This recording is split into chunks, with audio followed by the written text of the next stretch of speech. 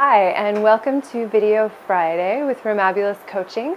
I wanted to talk a little bit further about this question, who says, that we started to explore last week. We were talking about the nature of your values and what's motivating your decisions, what's motivating your long-term planning, and looking into it with a who says perspective. And I found that talking about this idea this week in meetings that I had in a mastermind group and in a planning for an exciting event coming up in the next few months, that the question who says is really, really powerful when you use it in a group setting. So if you have meetings and you feel like somebody's kind of stuck on something, or they feel like we should do this or this is necessary, who says is a really powerful question to enter into your lexicon.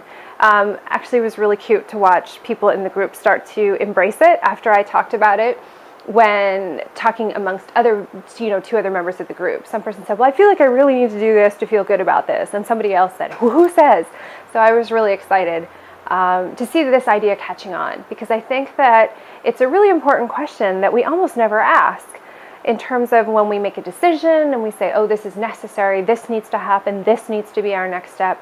Who says is a good question to ask at any stage of the decision-making process, just to make sure that you're on track. It kind of makes me think about, I used to sail when I was little, and you don't actually navigate from here to here in a straight line in a sailboat. You have to constantly tack, is what they call the process of moving back and forth, and you move the sail and you proceed towards the same direction, but you have to recalculate and readjust.